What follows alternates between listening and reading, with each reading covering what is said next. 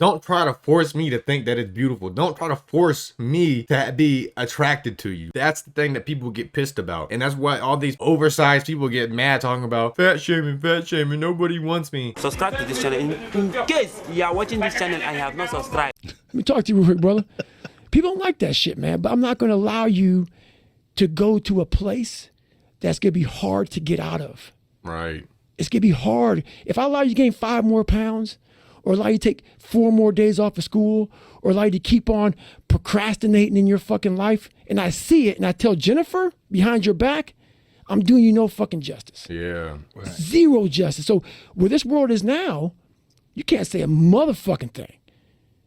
I do. I still do, and I always will. Don't like me. Don't like me.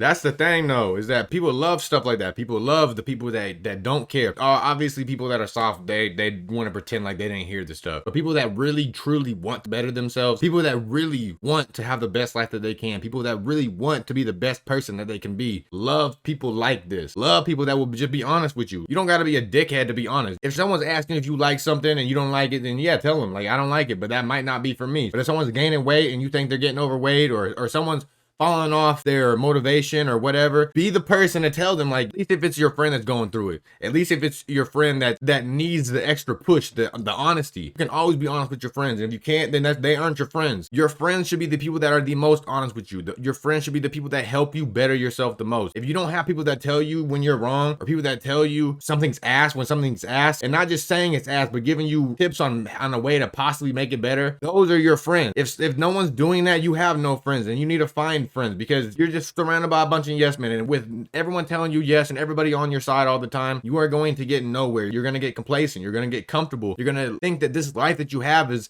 as great as it can be when it's not. I'm good with that. That's exactly what's going on with like fat models. That's it. I'm People proud. are like, you're beautiful no matter what. Yeah. But that's not true. And the thing about it is, I have no problem if you want to be fat. I have no problem with anybody. If you want to be whatever the fuck you want to be, but make sure you fucking...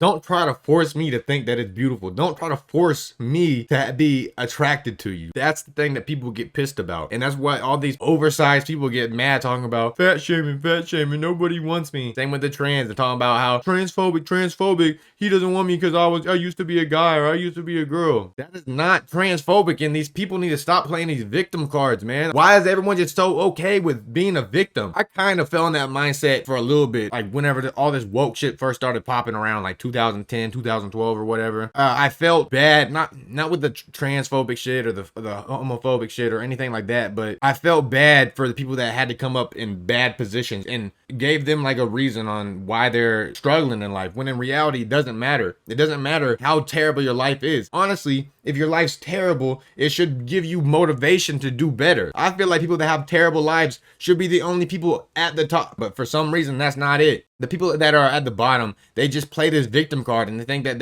if they just keep playing, this shit will get handed to them, and little shit does get handed to them. They get little stuff handed to them that they think is a lot, but in reality is nothing at all. You're still at the bottom. You're still in this terrible position. You have done nothing to get out of it. People always want to say like, well, I grew up poor. I grew up like this and I grew up like that. It does not matter. There are people that grew up across the world just with bombs going off outside their house every single night, having to walk miles to school, having to take care of themselves at 4 or 5 years old. Those people still find a way to make it out. Those people still find a way to be happy. Yet in America, the land of opportunity, this is the country that is so dead set on, I'm a victim. I can't do nothing. I need reparations. I need help. I need handouts. I need this and that. Like, no, you don't, man. You don't. If you're fat, motherfucker, go be fat.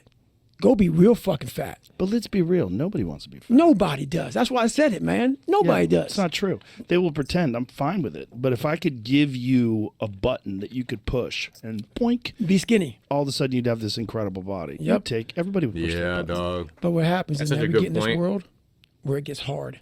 Yeah. And so the harder it is, the more you start to push back.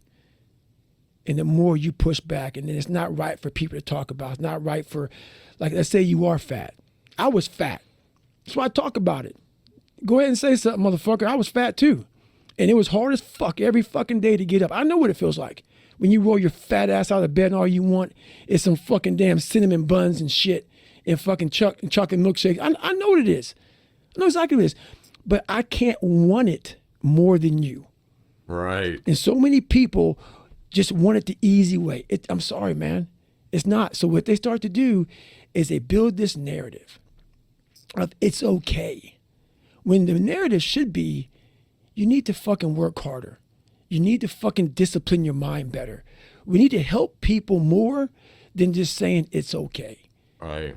You gotta work hard. I don't give a fuck if it's a male or a female. You gotta work hard. With males, you gotta work to be as productive, as inventive, as motivated, anything. You gotta find something. You gotta be, to be a top-notch male, you have to perfect your craft on many, many things. You have to work hard to do that. Better. We need to help people more than just saying it's okay. It's okay that you're not fucking willing to fucking help yourself out. That's not okay. It's not okay. It's not acceptable. Right. Even though it's your life, if that's acceptable, that's unacceptable. And there's a lot of people in this world, me included, that if I accepted that, I wouldn't be anywhere. So yeah, a lot of people just fucking they start creating a narrative about themselves that make it okay. The ultimate get out of jail free card. And now the world is set up to have so many get out of jail free cards. Everything is okay.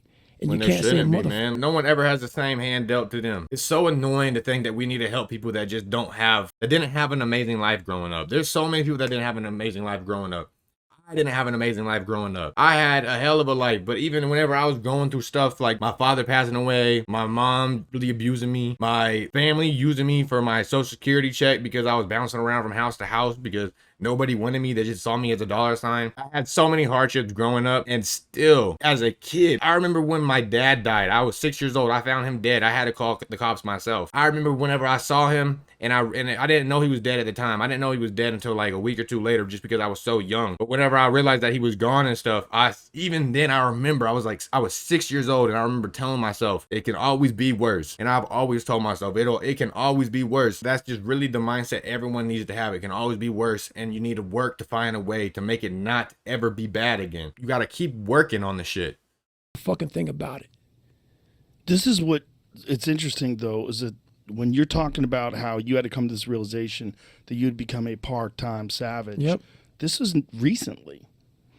Yeah, that's you're looking at 2000. No, it's not 2018. Yeah. Yeah, 2018. Not that long ago. No, fuck no. Yeah. So even though you've been through all those things and you have all this information in your head, it's like there's no rest. No. You never get a chance. And if you do take a little time and start enjoying it, all of a sudden that general in the back of your head is like, hey, look what you're doing. Exactly. You're being a little bitch. And so in your mind, you had gotten soft. Oh, 100%. And my softness was still 2 days. So if you look in there, 2 days was you being soft. my part-time savage was me running like 50 miles a week. Me fucking not, because what I used to do and what I do now is I got to a point, I'd be running. I was like, okay, man, we could do 10 miles today. I get to 10 miles, like, oh no, motherfucker. That fucking demon that I let out every fucking morning that walks the streets at night. That is true. That chemical in your brain, it might be dopamine. I don't really know, but there's something that goes off in your head when you start doing something. When you start seeing that progress. When you start seeing yourself change for the better. There is nothing more. There shouldn't be nothing more addicted than that feeling. The feeling of improvement, self-improvement. That has to be the best feeling that anyone could possibly have. People don't realize it because nobody wants to improve anymore. Everybody wants to have that easy way out. They want to live their life as terrible as they are and still be able to be welcomed by society whenever society's never going to welcome you. If you aren't happy with yourself, if you aren't happy with your life, if you aren't happy with what you got going on, what is society going to offer you? Nothing. You have to find your happiness. You have to do the work. Society does nothing. Fuck society. People are too stuck in what society's doing nowadays. But yeah, I'm in that video there, y'all. Please like, comment, give me a subscription if you fuck with me.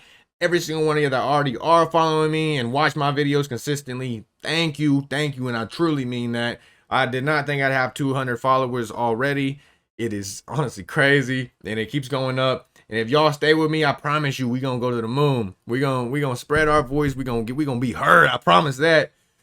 And yeah, man, I fucking love y'all. With that being said, Deuces. I was so far at the bottom, I'm still trying to make it up. Little broke, dirty nigga, but was trying to run it up. And I've been the most hated, I can't make this shit up. Always been an outlaw, really never give a fuck. Mama and my granny always praying for a nigga. Luckily, won't ride with no niggas that I know wouldn't bust for me. Never really care about them niggas who didn't fuck with me. Just know if you my dog, then you forever.